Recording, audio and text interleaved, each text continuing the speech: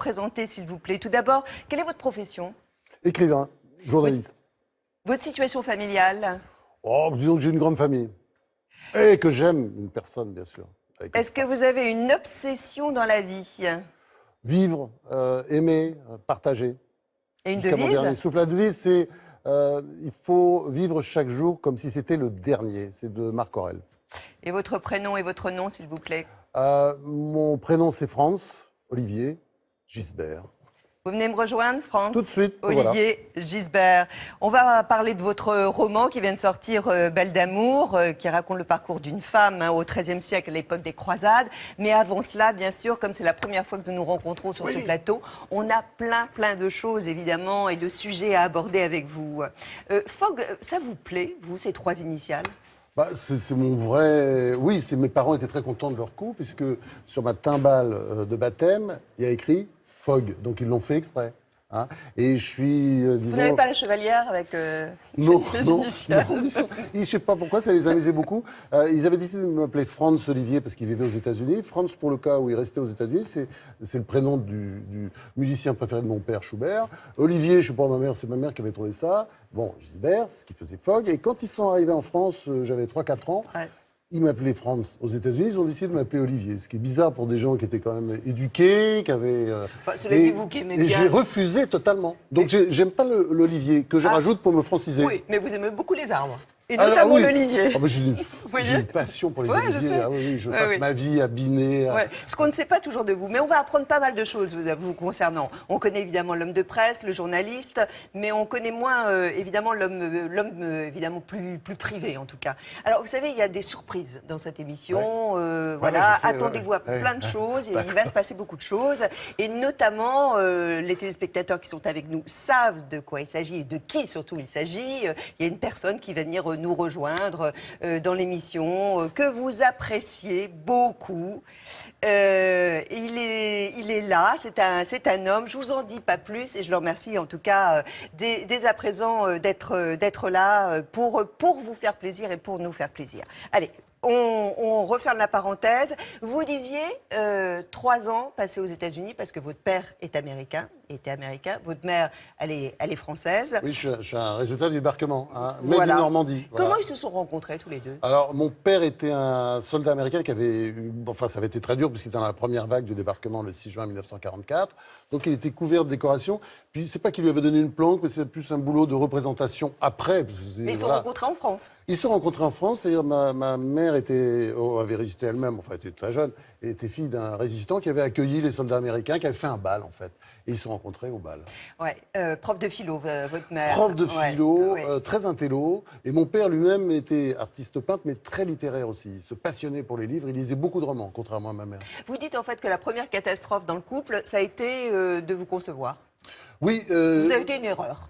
J'étais une erreur, c'est-à-dire qu'il ne me voulait pas. Je suis né avec la méthode Ogino et puis en plus une capote. Vous voyez, c'est ce que. Donc ils n'auraient peut-être pas vécu ensemble si votre mère ne s'était pas retrouvée enceinte. Non, parce qu'en fait, d'abord ils étaient mariés.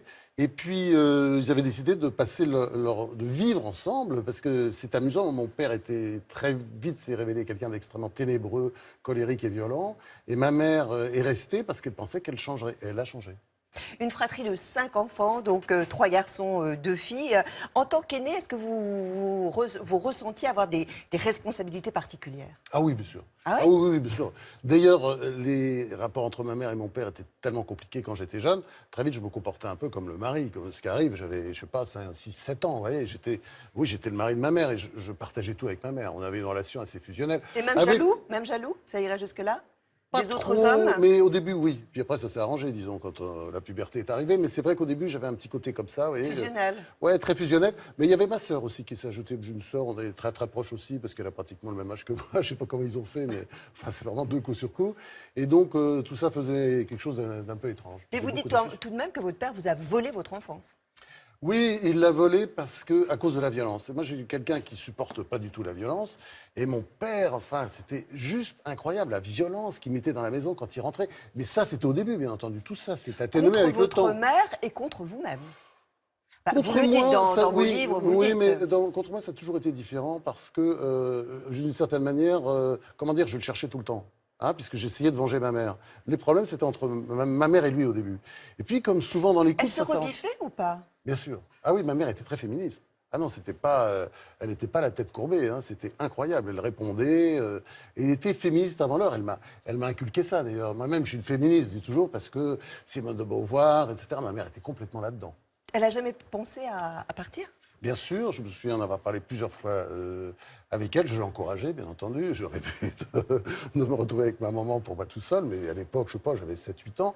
Et puis, puis très vite, il est apparu que la violence de mon père baissait peu à peu en intensité. Avec moi, elle est restée jusque tard. Hein. J'ai pris ma dernière raclée à 19 ans. Et je me dis toujours, est-ce que je lui réponds, est-ce que je lui réponds pas? Vous dites d'ailleurs que vous lui avez jamais pardonné. Oui, jusqu'à sa mort. C'est-à-dire, d'ailleurs, j'ai écrit... Et que vous le regrettez. Bien sûr, j'ai écrit un livre américain que les critiques n'ont pas toujours bien lu, parce que, au fait, au départ, c'est mon père le salaud, et à la fin, c'est moi le salaud, parce que je ne lui ai pas pardonné. Et c'est vrai qu'à la mort de mon père, je me souviens avoir pleuré peut-être 3-4 jours d'affilée. J'étais le plus malheureux des hommes, parce que j'avais 30 ans à l'époque, et je ne lui avais jamais pardonné, jamais parlé. Il avait tendu la main tout le temps à la fin pour essayer de rattraper les choses, Il y avait bien des bonnes entendu. raisons pourtant.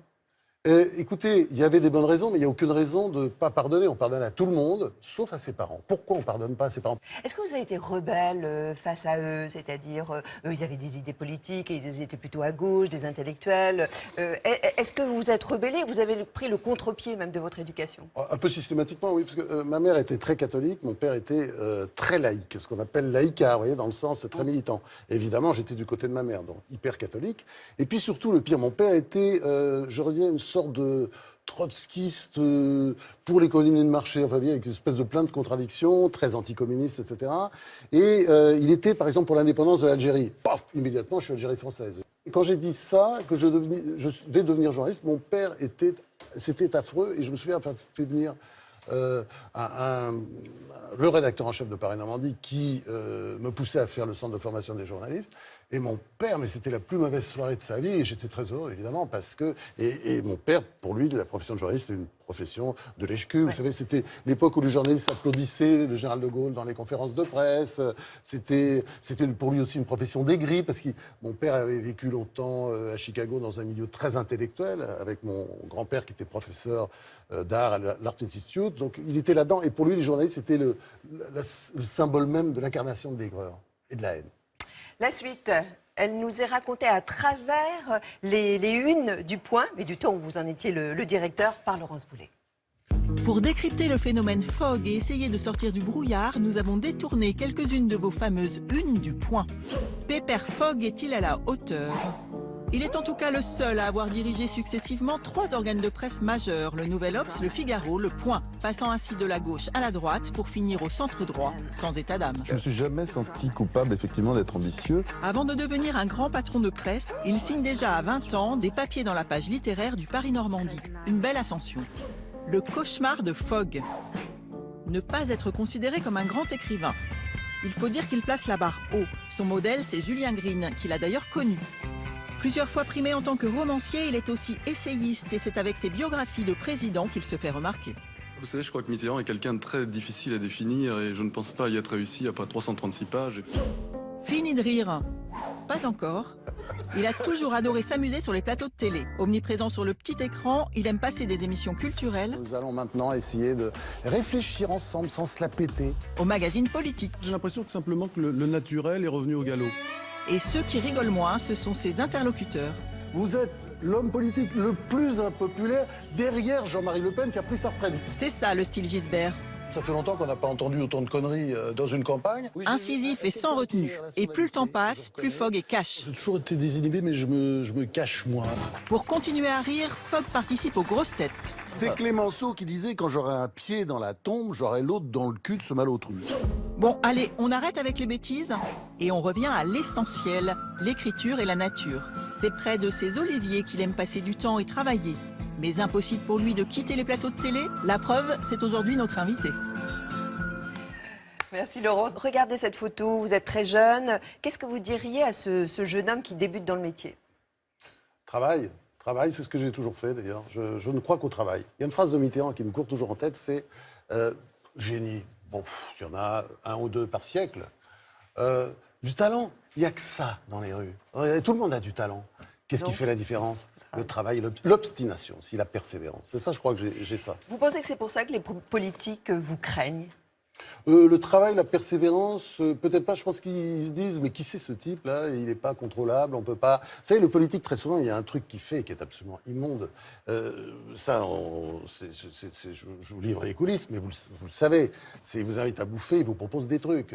Mais je déteste mais pourquoi vous ça. acceptez? Mais j'accepte rien. Vous déjeunez C'est-à-dire, jamais avec les non, je déjeune ça volontiers. Je défends d'ailleurs l'idée de conniver un peu avec les sujets, les gens dont on parle.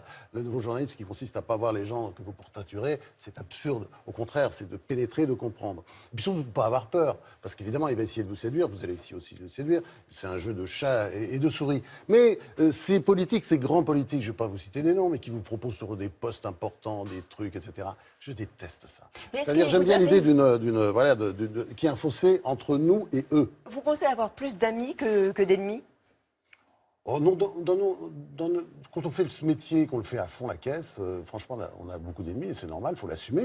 Moi, j'ai jamais été gêné par ça. On sait très bien qu'on aime bien être aimé, donc c'est Oui, difficile à supporter? Oui, mais attendez, moi je vis ça relativement bien et je trouve normal aussi que des politiques que vous avez malmenés vous insultent, vous critiquent très violemment, fassent tout pour vous virer, ce qui m'est arrivé souvent. Enfin, je suis pas gêné par rapport à ça. Hein. C'est que moi, je veux dire, pour rien au monde, je sacrifierais ma liberté. Mais j'ai toujours été comme ça et je crois que c'est ça peut-être qui inquiète parfois un homme politique. Si je suis invité surprise et qu'il me voit arriver devant lui, il se dit « Oh merde, qu'est-ce qu'il va encore raconter celui-là ?» Enfin, vous n'êtes pas Christine Angot non plus. Je suis pas du tout pareil parce que j'ai des convictions, mais j'en suis jamais très sûr. C'est-à-dire, j'avoue que je suis moins, ce qui a fait peut-être d'ailleurs donner le sentiment que je zigzaguais quelque peu. Quand on dit de vous que vous êtes une girouette, c'est-à-dire que vous pouvez aimer puis le lendemain détester. Moi, je suis assez girouette. Girouette, c'est-à-dire dans le sens que je me prends pas pour le vent, parce que la girouette qui se prend pour le vent, il n'y a rien de pire. Donc j'ai quand même une grande modestie. Mais je vais citer Jean Daniel qui me disait toujours, il m'a appris d'ailleurs, il faut savoir changer d'avis. Et par définition, ça c'est l'attitude de la girouette. Mais ça signifie qu'on n'a pas de conviction, qu'on n'a pas de colonne vertébrale. Et la colonne vertébrale non, bien entendu, vous posez la question, vous connaissez la réponse. Évidemment que j'ai une colonne vertébrale, j'ai des convictions fortes. Mais enfin, en même temps, ça rentre pas dans les détails. Et c'est vrai que ça peut m'arriver sur une situation donnée, sur une situation politique, de dire en 5 minutes l'inverse, parce que j'aurai une information qui contredisait la précédente. Et c'est pour ça que le journaliste, s'il fait bien son métier, ce qui n'est pas toujours le cas, hélas, il doit surtout être humble et modeste, parce que la vérité change de face. Et quand vous passez du Nouvel Obs au Figaro, au Point, ça, on vous en a voulu, on a vu ça un peu comme une trahison, vous êtes quand même droitisé avec le temps? Droitisé, vous savez, je n'ai pas vraiment changé. Quand j'étais au Nouvel Observateur, enfin, on fait souvent, on compare les journaux à des cathédrales ou des partis politiques. Le Nouvel Observateur, il y avait tas de gens, y compris dans la hiérarchie, qui votaient à droite. Pierre Brisson, le patron du Figaro, qui est le grand homme du Figaro, qui a tenu le Figaro pendant si longtemps et très haut, c'est quelqu'un qui votait tranquillement socialiste à chaque élection. Il était pourtant à la tête d'un journal conservateur. Donc il faut bien voir, quand on est à la tête d'un journal, on respecte le lecteur, on fait le journal pour les lecteurs, et bien entendu, ses convictions, on n'a pas toujours les mêmes convictions que les lecteurs, donc de temps en temps, on se met légèrement en retrait, légèrement. Quand vous quittez Le Point, donc en 2014, comme directeur, vous êtes toujours éditorialiste, vous expliquez, je n'étais plus l'homme de la situation. On vous l'a fait sentir ? Pas du tout, non. C'était une décision que je voulais prendre depuis longtemps. D'abord pour écrire, pour avoir une autre vie, pour profiter, faire des choses que j'ai envie de faire depuis longtemps. C'est la réalité, ce que vous dites? Attendez, la réalité, c'est que d'abord, le journal, ma succession a été assurée par des personnes que j'avais embauchées et nommées et promues. Et je crois beaucoup à la nécessité de renouvellement. Moi, j'avais fait 14 ans au Point.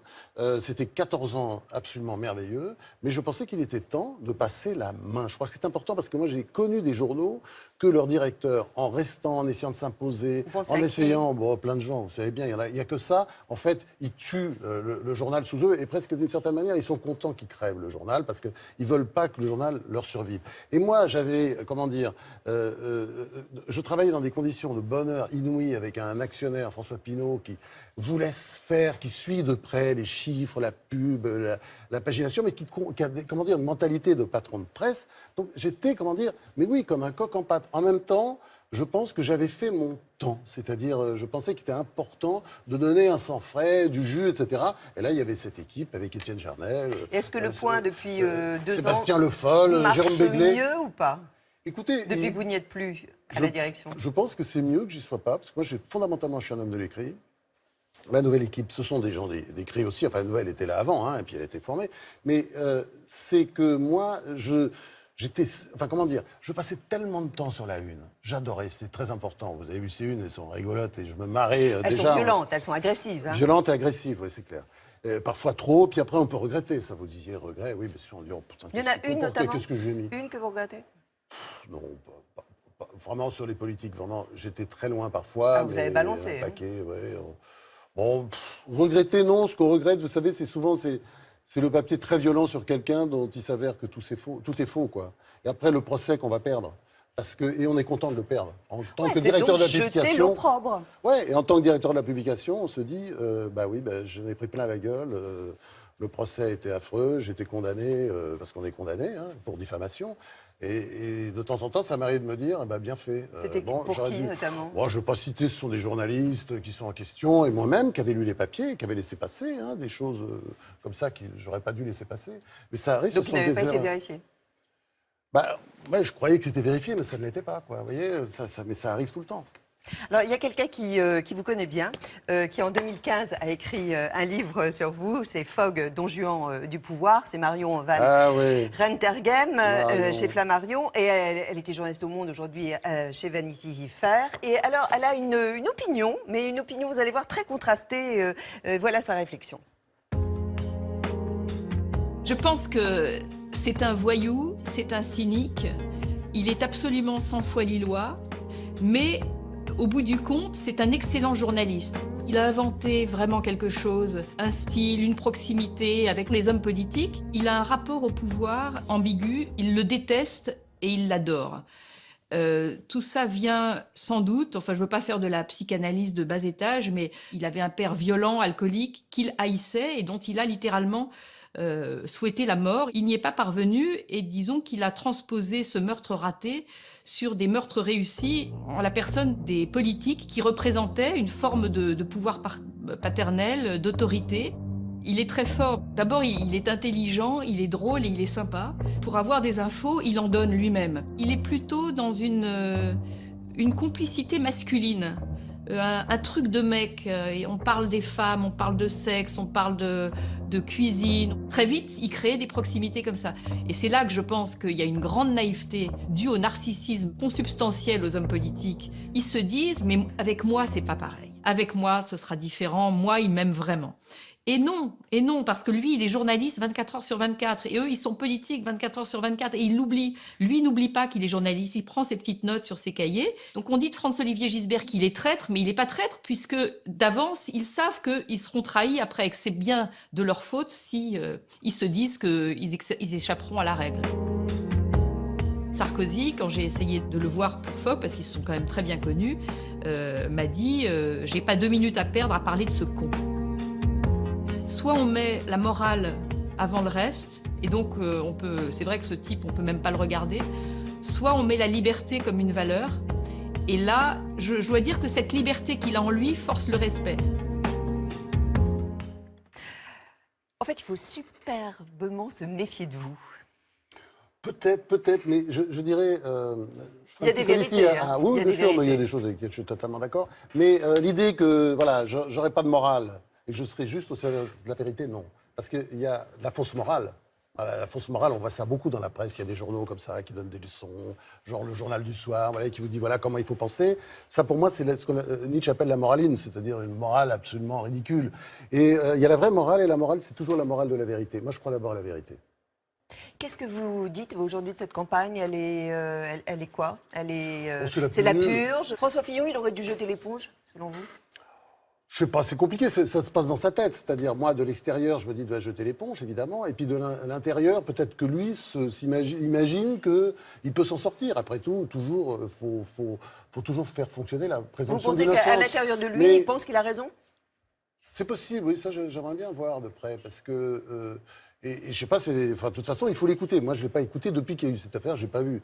Mais a priori, comme ça, de loin, d'ailleurs, moi, je l'ai plus ou moins écrit. Je pense qu'évidemment, il devait, laisser la place. En même temps, c'est peut-être lui qui a raison. Enfin, l'histoire le dira. De toute façon, l'histoire, c'est pour bientôt, je crois, le rendez-vous. Certes. Être interrogé comme vous le faites, ou quand vous interrogez des hommes politiques, ou quand vous faites un édito, par exemple, aux 20h, et puis que vous passez le lendemain aux grosses têtes, est-ce que c'est un mélange des genres qui a quand même peut-être des limites, non, vis-à-vis du grand public?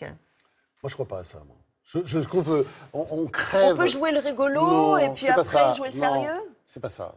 On crève de l'esprit de sérieux. C'est-à-dire, tous les métiers crèvent de l'esprit de sérieux. Le métier d'écrivain, qui est un métier. Le métier de journaliste. Tous Oui, ces mais gens c'est des qui se sujets la pètent. graves. Mais bien sûr, mais on peut évoquer des sujets graves, y compris aux grosses têtes, d'une certaine façon. Oui, on peut parler de la mort, on peut parler de sujets extrêmement graves qui nous concernent tous. Et de la maladie aussi, au milieu des rires. Si vous voulez, moi, je ne supporte pas l'esprit de sérieux. Quand on accepte, disons, l'esprit de sérieux, on s'enferme. On s'enferme et c'est ce qui aussi fait cette société épuisée, tout en rituel. Enfin, il faut sortir de là. Non. Alors, Il faut ouvrir les fenêtres, vous voyez. Oui, alors vous les ouvrez.